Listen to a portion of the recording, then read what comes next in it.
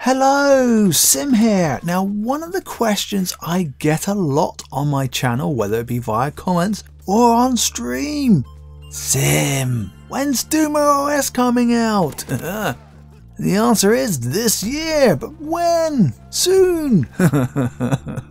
Now, if you've been paying attention to the world of Twitter, they're making a big announcement in January this year, so it could be this week, it could be next, or it could be all the way at the end of January, but either way, they're making an announcement. So I suspect that DumaOS, if everything goes well, will be released within the first quarter. Yeah, so anywhere between January, February and March. That's what I reckon. Now, I know a lot of you, are gamers, strangely enough, because that's the only reason you're going to be buying a Netduma. But why has it taken so long, I get asked? Why? They said it was going to be out over a year ago, and then some. Because it was going to be the fall of the previous year, being 2016, so that's autumn for us in the UK. And then it was like spring 2017, and then it just didn't happen. Now, the fun in games is they've had to go and write from scratch pretty much, the software. Now, if you're new to the whole world of software development, one of the tricky things of being able to do successfully and accurately is estimation. How much effort is going to be required to build your product, and when do you think you can deliver it? And there's various parts within the whole software lifecycle. I mean, have you got your analysis nailed down? Have you got your requirements all sorted? If you had a requirement called develop DumaOS, that's pretty vague, and you can just keep adding and adding and adding and adding and adding to it, and you'll never finish because just this one more thing. But if you have a pretty stable set of requirements at the beginning, then you know what you're aiming for. And then of course you go into the design phase and knowing, hey, to be able to do this we need these various building blocks and bits and pieces. Then we can go and start writing the code, and then we get to the fun bit called testing, and then finding all the bugs and fixing them. Yes, fun. Now, the team's only an 8-strong team. Now, I'm pretty sure that not all of them are software developers, and Ian is the head software developer there and architect from my perspective. So he would have, led the team in that perspective, and they would have all got their hands dirty when it came to testing. Really exciting stuff. Not. Anyway, the name of the product, DumaOS, should give you a big clue. They're having to go back to the beginning, completely rip up what they had before, and use a new operating system. That's what OS stands for. So, I know from publicly written information by various parties of Netduma that I'm pretty certain that this DumaOS is a Unix derivative. So it's got all the networking stuff, other goodies, because if you've not seen the DumaOS speculation video that I did about a year ago, expecting it to have come out like a month later, I covered all the technical stuff. But to be able to do all this performance, super duper performance stuff to keep your pings low automatically without having to slide around congestion control caboodles and all that jazz, and just more or less work out of the box, you've got to do a lot of cool level stuff at a very low level, at the operating system level, which is, talking, real low level. Your games are running at the application level, they're not running at the operating system level. Your Xbox operating system and your PlayStation operating system, they are, effectively what Netduma has had to develop, but for a router, to be able to give you the performance and functionality that makes their product unique compared to all other routers. So it takes time.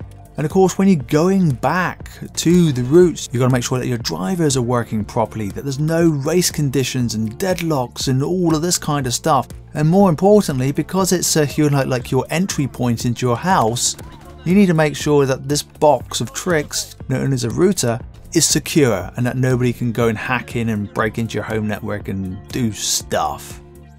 So I do reckon it's going to be coming out within the first quarter. I'm looking forward to it. But that is why it's taking so long, and they are basically a software house. They don't develop their own hardware, and they're young. They're a 3-year-old company and they're just getting to grips with, well, actually, how long does it take to go and write this software, and how long is it going to take to test it, and how long is it going to take to fix the problems that we've found, and from closed beta or alpha testing that they've had with other people on NDAs, which Sim is not a part of, because otherwise I wouldn't have been able to bring you the ultimate Netduma guide recently. They would have got feedback from that user community and tweaked it. Predominantly, I suspect, for the less technical minded, the whole HMI experience, the whole GUI, how usable is it? And you remember I covered, like, I suspected that we're going to get plugins because they had this shopping cart type graphic, and it was suggested to me, well, maybe they might give you more power for advanced users via plugins that you have to spend £1 on, or 99p or something along those lines, right?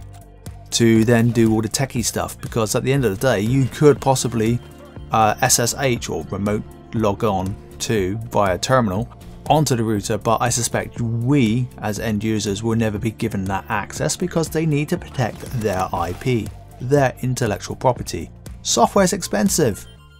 It is very expensive to go and develop, and they've been doing it for the past 2 years or so, and if you've got 8 people on it full time, that's a lot of dough to exhaust out on spending it. But of course, at the end of the day, if it's a successful operating system, it's going to bring back dividends. So as I mentioned, they're a software house, so what about the hardware side? Because that's why I put like the little R2, because we got the Netduma R1 right now, and it's like, wow, there's going to be a Netduma R2 at some point, because we all know there's a demand for a 5 GHz Wi-Fi router, because a lot of people go, but they don't want just 2.4, I want 5 GHz too, man. So right now we know that we're running an RB951G-2HND, it just rolls off your tongue. And that's the router we're running with right now, and that's got 128 megs of RAM on it, and again 128 megs of flash. It's got 5 Ethernet ports, and it's a Wi-Fi capable with only the 2.4 GHz band, and you can pick that up for about $60. So you've got the software element on it, and let's round it up ish, 75-ish quid, something like that on top, and that's what we get. But if we want that 5 GHz too, if I looked at the same website, who provide that, because they're a hardware vendor supplier, there's the HAP AC that's got the 2.4 GHz and 5 GHz Wi-Fi.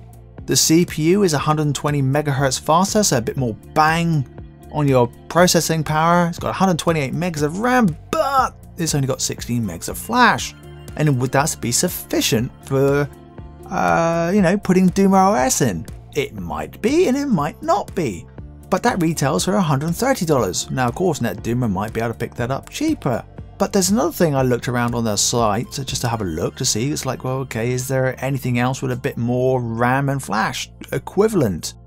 And there's an RB953GS-5HNT-RP. That really rolled off the tongue. Anyway, so that's just a board and no packaging from what I could determine. Again, it's got the 128 megs of RAM and 128 megs of flash. Cool. And it's got a 720 MHz CPU, so it's just like the HAP AC. It's got that extra 120 MHz. It's got a bit extra horsepower when it comes to CPU. But the drawback, the Wi-Fi appears to be 5 GHz only.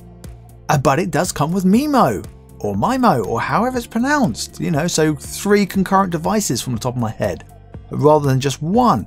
But it's only got 3 Ethernet ports, so that's not so good, and that retails for $170. So you go, okay, so Netduma, in my mind, is a software house, very specific, a gaming, networking, router software house.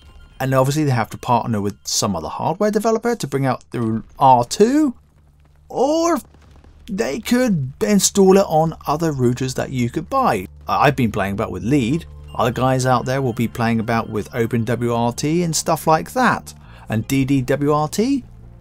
But to be able to do that would give possibly some exposure to their binary and IP, but maybe there might be like a dual boot type process, and I say boot in the sense of that there's a more generic wrapper that you flash a router first that you own with, that sets it up that says, okay, there's no proprietary or not sufficient proprietary information here for you to go and reverse engineer.